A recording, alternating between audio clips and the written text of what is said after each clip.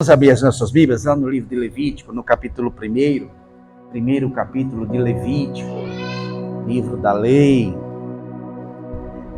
Capítulo 1, versículo 1, vamos ler aí a partir do versículo 1. Bem, Gênesis, Êxodo, Levítico. Seria o terceiro livro aí da Bíblia. Capítulo 1, primeiro capítulo de Levítico, primeiro capítulo e o primeiro versículo, a partir do primeiro versículo. Bem? Da tenda do encontro, o Senhor chamou Moisés e lhe ordenou: diga o seguinte aos israelitas: quando alguém trouxer um animal como oferta ao Senhor, que seja do gado ou do rebanho de ovelhas, se o holocausto for de gado, oferecerá um macho sem defeito. Ele o apresentará à entrada da tenda do encontro, para que seja aceito pelo Senhor. E porá a mão sobre a cabeça do animal do holocausto, para que seja aceito como propiciação em seu lugar. Então o novilho será morto perante o Senhor. E os sacerdotes, descendentes de Arão, trarão o sangue e o derramarão em todos os lados do altar, que está à entrada da tenda do encontro. Depois se tirará a pele do animal, que será cortado em pedaços. Então os descendentes do sacerdote Arão acenderão o fogo do altar e arrumarão a lenha sobre o fogo. Em seguida, arrumarão os pedaços, inclusive a cabeça e a gordura, sobre a lenha que está no fogo do altar. As vísceras e as pernas serão lavadas com água, e o sacerdote queimará tudo isso no altar. É um holocausto, oferta preparada no fogo, de aroma agradável ao Senhor. Amém? Podeis acertar. Aleluia. Glória a Deus. Glória a Deus. Glória a Deus. Amém? Meus irmãos, Salmos 119, 5 diz assim para a gente: lâmpada para os meus pés é a tua palavra e luz para o meu caminho. Lâmpada para os meus pés é a tua palavra e lâmpada para o meu caminho.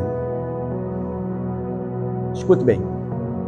Há quem entenda que o Senhor está falando aqui de carro, de farol, de luz alta e luz baixa. Presta atenção. Há quem entenda que está querendo falar sobre isso.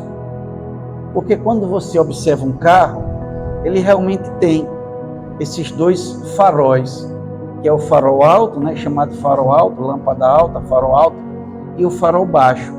O farol alto, ele se projeta lá para frente, seria para o caminho. E o farol baixo, ele se projeta aqui, para perto, seria para os pés. Tem até sentido, né? Lâmpada para os meus pés e a tua palavra e luz para o meu caminho. Meus irmãos, é o farol do carro, luz alta e luz baixa. Glória a Deus. Mas imagine a pessoa, um pastor, um pregador, um crente que acredita que a palavra de Deus está se referindo a isso. Você vem para a casa do Senhor, você ouve a mensagem e sai todo feliz com o seu carro. Eita, a Bíblia Sagrada está falando dos carros. Olha aqui, olha. Lâmpada para o meu caminho, olha, farol alto. Luz para os meus pés, farol baixo. Deus é bom demais. Até isso Deus falou para a gente, dos carros. Aleluias. Aí quem tem carro sai festejando a palavra de Deus, que Deus falou, e que Deus está falando do seu carro. Mas quem não tem carro, vai sair triste. Poxa, eu fui para a igreja hoje, Deus falou de carro, nem carro eu tenho. Aleluia. Meus irmãos, não se trata disso que a palavra de Deus está falando. A palavra de Deus fala a respeito de carro, fala a respeito de avião, fala a respeito até da TV, do rádio, da TV. Tá? O profeta Isaías viu, o profeta Ezequiel viu, o profeta Amós viu ali os carros que corriam, ele viu. Mas esse texto não está falando sobre isso. Entenda, esse texto está falando do seguinte, porque se a gente entende que esse texto está falando de carro e de caminho, então o que a gente diria sobre o Salmo 37:5, que diz assim: entrega o teu caminho ao Senhor, confia nele e o mais ele fará. Então seria assim, sabe aquele caminho, aquele percurso que você faz sempre? Vai lá, tira aquele pedaço de estrada e traga para o Senhor, ofereça ao Senhor, porque o Senhor disse, entrega o teu caminho ao Senhor. Então não é isso que significa, tá? O que significa isso, meus irmãos? Significa o seguinte: lâmpada para os meus pés e luz para o meu caminho. Está dizendo assim, Deus quer dizer assim para a gente, a palavra de Deus é quem norteia as suas decisões, é quem deve nortear as suas decisões. Quando se fala de caminho, se fala de decisões, se fala de atitude, se fala daquilo que você faz. Amém? Daquilo que você faz no seu dia a dia. Aquilo que a gente faz, as nossas atitudes, aquilo é o caminho que nós trilhamos. Então, Deus quer dizer para a gente o seguinte, que essa palavra, ela serve, tem essa finalidade de iluminar essas decisões da gente.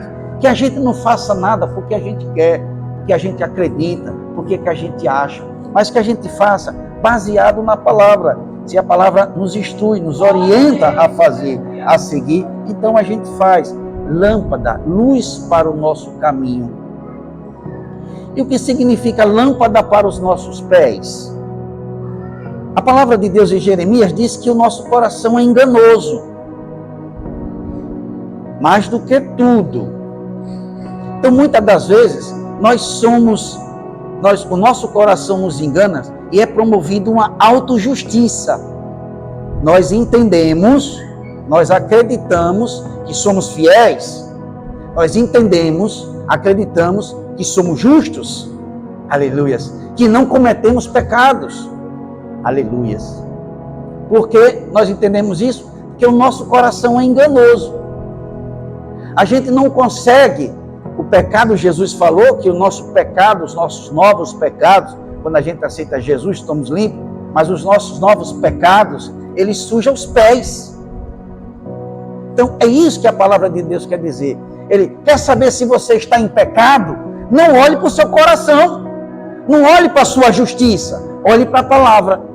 É ela que vai olhar, iluminar os seus pés, e você vai ver se seus pés estão limpos ou sujos. Ou seja, é ela que vai dizer a você se você é justo ou não, se você está em pecado ou não, se está cometendo pecado ou não.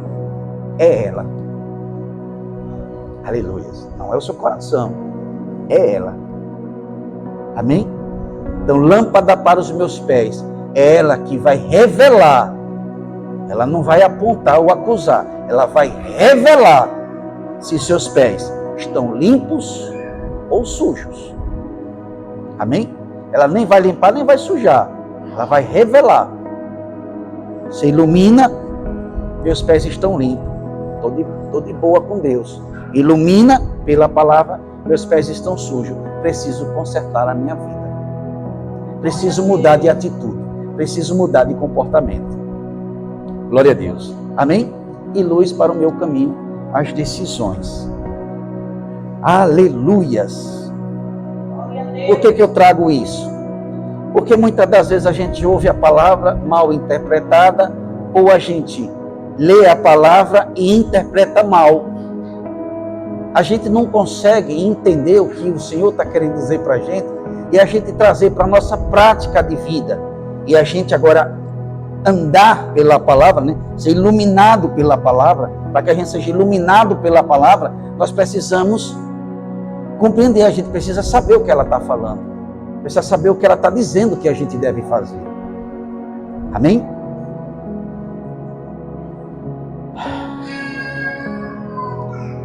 E muitas das vezes a gente vem para a casa do Senhor, a gente vem para o reino buscando bênçãos. Hoje é extremamente comum, muito comum, inclusive as igrejas que crescem, as igrejas que se expandem, normalmente são as igrejas que têm esse cunho, essa promessa, tem essa ênfase de gerar bênçãos, de produzir bênçãos, de dizer que você vem para a casa do Senhor, você vem para a igreja e você será abençoado. Que tipo de bênção? Bênçãos materiais, obviamente. Pão, carro, casa, casamento, saúde, cura. Glória a Deus. Amém? Então, nós estamos, o povo de Deus está sendo doutrinado, o povo de Deus está andando atrás de bênçãos. Glória a Deus. Amém? O povo de Deus vem para a casa de Deus atrás de bênçãos. Mas raciocine comigo. Para que Jesus veio ao mundo? Qual foi o objetivo de Jesus? Ele veio para salvar. Bem? Ele veio para salvar. Está escrito. João 3,17.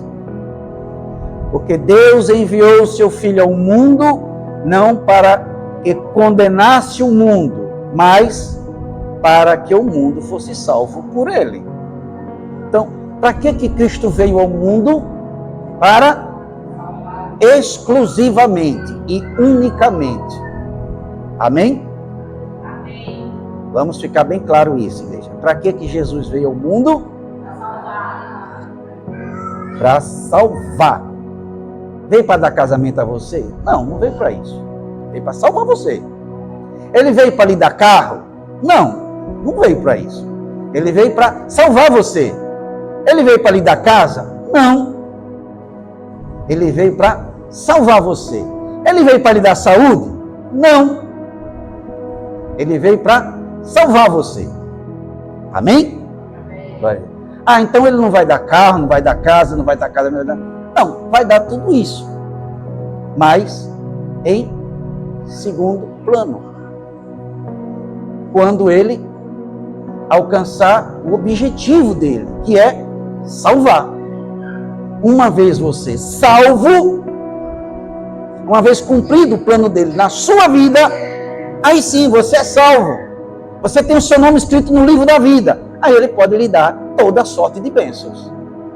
Abençoar você com toda sorte de bênçãos. Amém?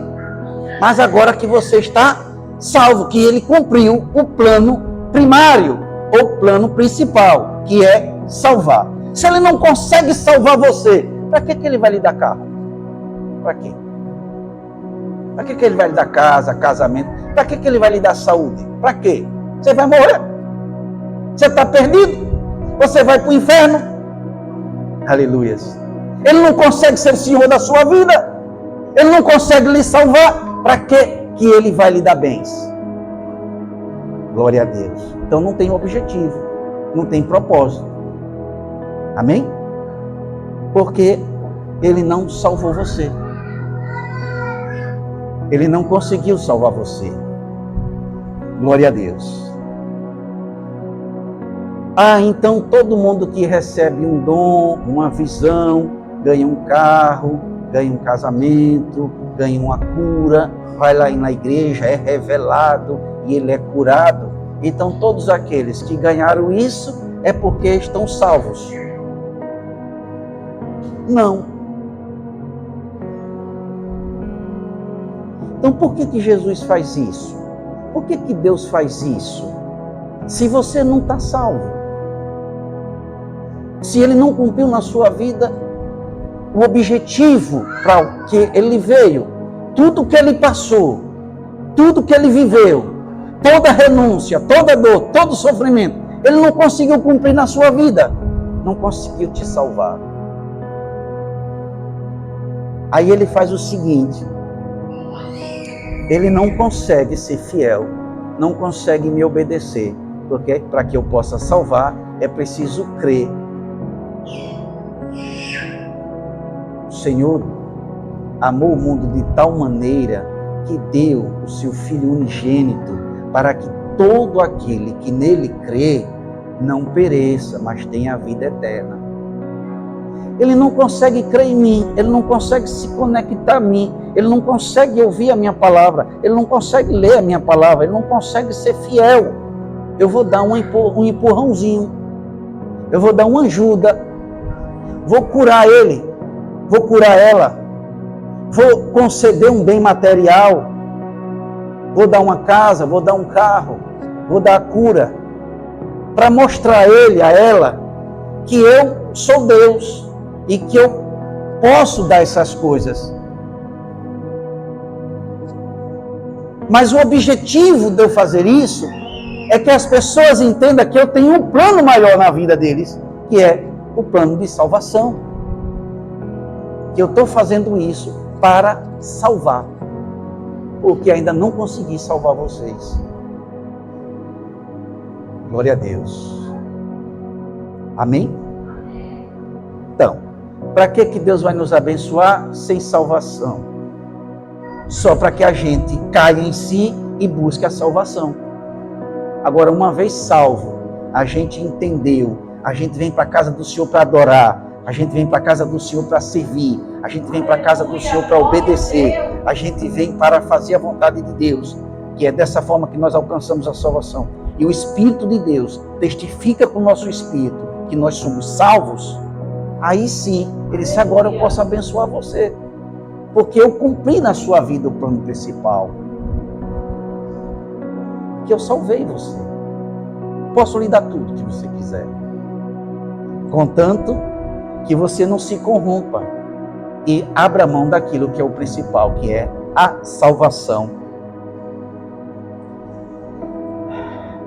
Vamos lá, em Ezequiel, capítulo 33, do profeta Ezequiel. O profeta Ezequiel, profeta levantado lá na Babilônia, depois que o povo havia caído na escravidão. Antes da escravidão foi o profeta Jeremias, profeta Isaías, profeta Jeremias, principalmente o profeta Jeremias, que teve ali mais aquele momento crítico de Judá. O profeta Jeremias foi a vacina, o profeta Ezequiel foi o remédio. O profeta Jeremias veio antes da doença, antes do povo cair na escravidão, para que não caísse, mas o povo não ouviu, caiu na escravidão. Deus levanta lá na Babilônia o profeta Ezequiel, agora como cura. Por isso que ele fala assim, filho do homem, fica de pé para eu falar contigo. Eu vou enviar você a um povo de dura servidão, coração duro, obstinado, mas fale para eles, quer ouçam, quer deixem de ouvir. Ou seja, fale a verdade, fale o que eles precisam fazer, fale que eles precisam se consertar, precisam se corrigir. Aleluia, Senhor. Para quê? Para que eu possa resgatá-los, curá-los, trazê-los de volta para a terra. Amém? O profeta Jeremias veio para que eles não fossem para a Babilônia, e o profeta Ezequiel foi levantado para que eles voltassem para a sua terra. A vacina e o remédio. Ok? Então, o profeta Ezequiel é o remédio. Nós vamos tratar aqui do remédio, quando nós estamos na desobediência. Amém? Amém? A vacina vem para a gente não entrar na desobediência. E o remédio vem para a gente depois que nós entramos na desobediência. Então vamos lá. Veja o que está escrito lá. Diga-lhes, Ezequiel capítulo 33, versículo 11. Diga-lhes, tão certo como eu vivo, diz o Senhor Deus, não tenho prazer na morte do ímpio, mas em que o ímpio se converta do seu caminho e viva. Convertam-se, ó, convertam-se. Lembra do remédio? Estão no pecado, estão na desobediência. Ele disse, vocês vão morrer, e eu não quero que vocês morram. Então, convertam-se, conserte o caminho de vocês, ok? Vamos lá. Convertam-se dos seus maus caminhos, porque vocês haveriam de morrer, ó casa de Israel. Filho do homem, diga aos filhos do seu povo. É interessante isso, né? Não é o meu povo, é o seu povo. A gente costuma fazer isso na igreja.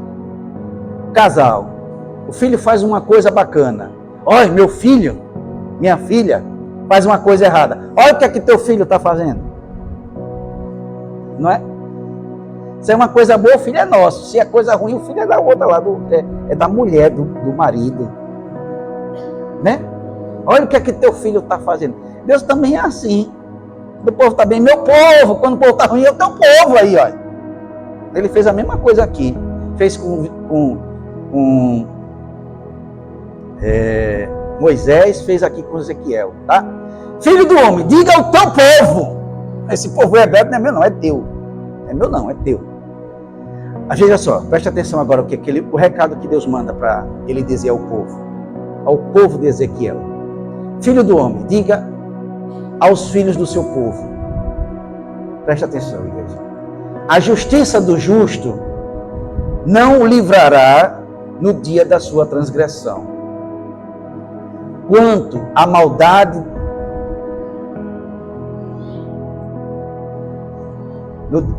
da sua transgressão, quanto à maldade do ímpio, não cairá por ela, no dia em que se converter da sua maldade.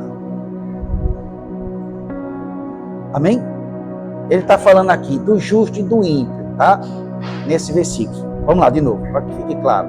Filho do homem, diga aos filhos do seu povo: a justiça do justo não o livrará no dia da sua transgressão.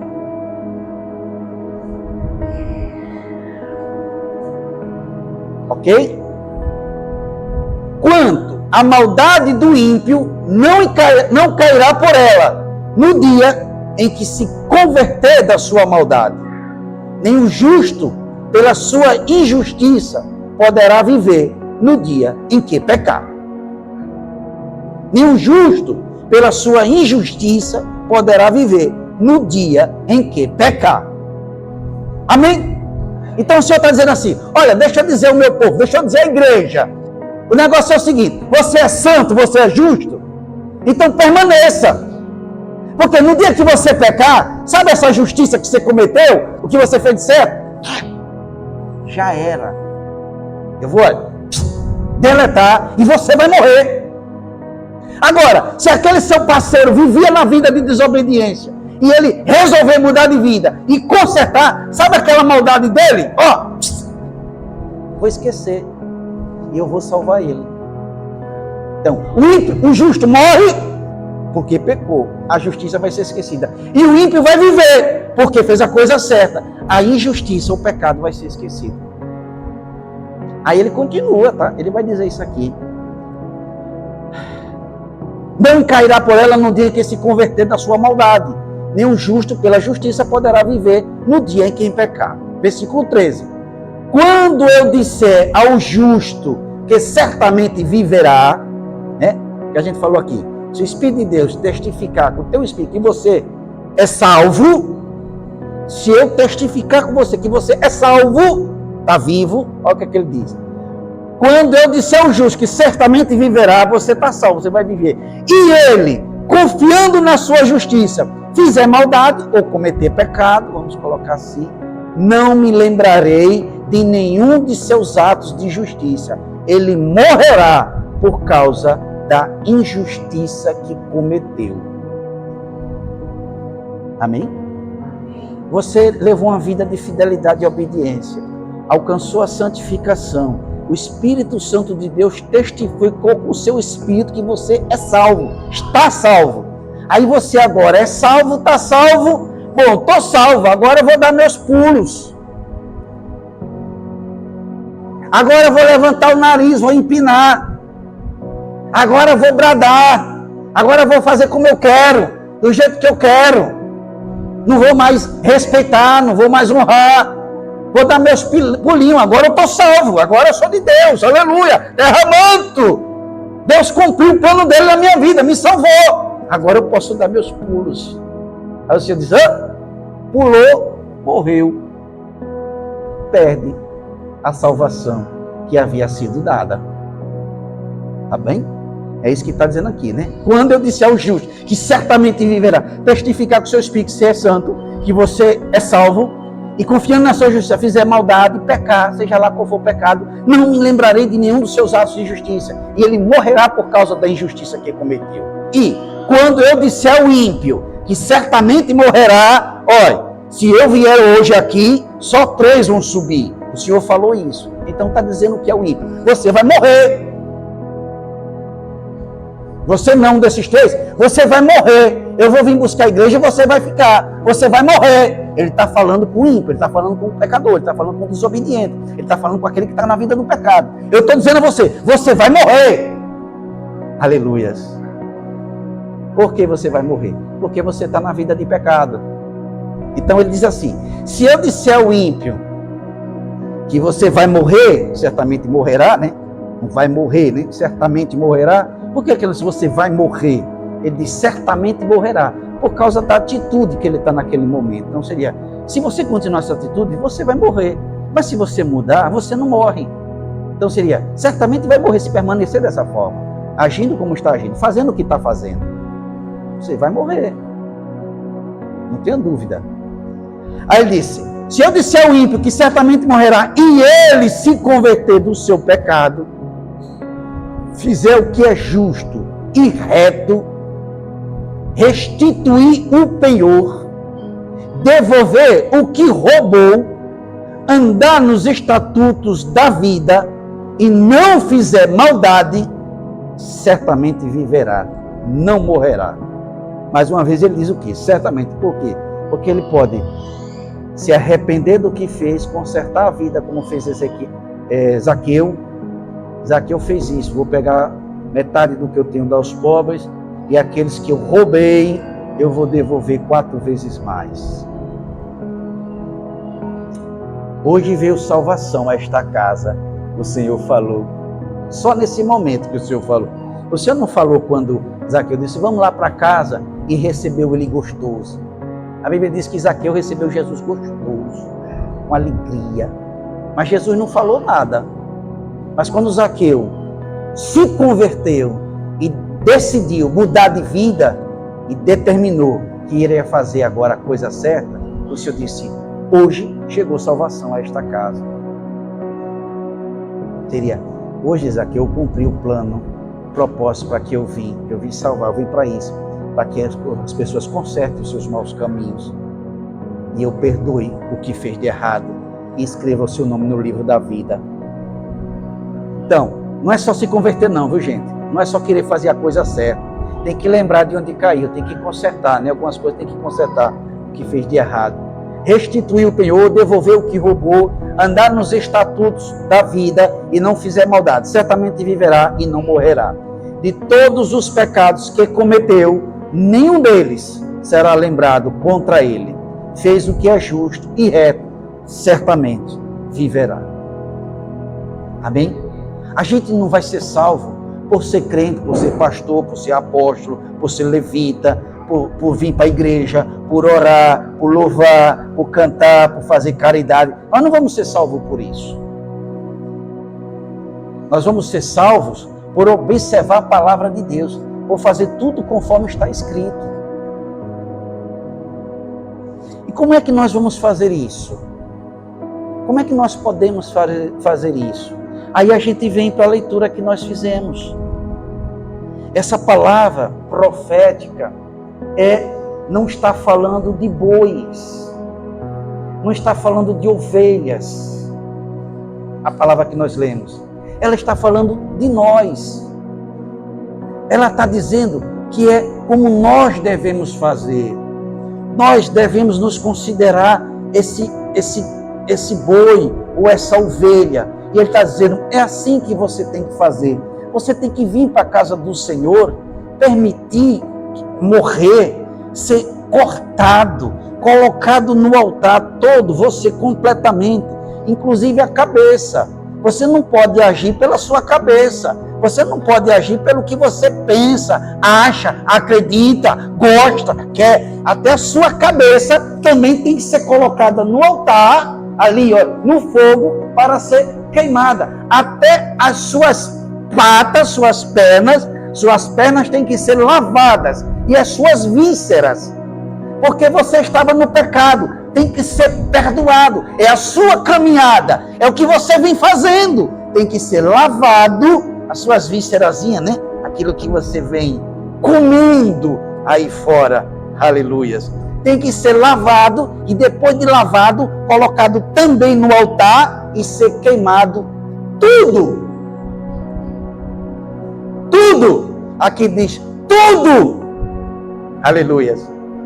Então, se você quer andar na palavra e ter a salvação que Jesus cumpra na sua vida, o propósito para que ele veio, então, antes disso, você tem que fazer o que está escrito lá. Onde foi que nós lemos? Onde foi? Onde foi? Hein?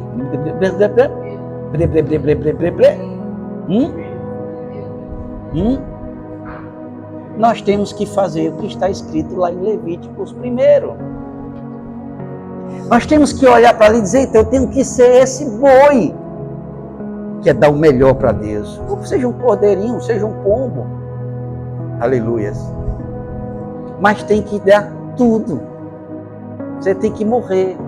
Que é o resumo, tá, gente? Você tem que morrer.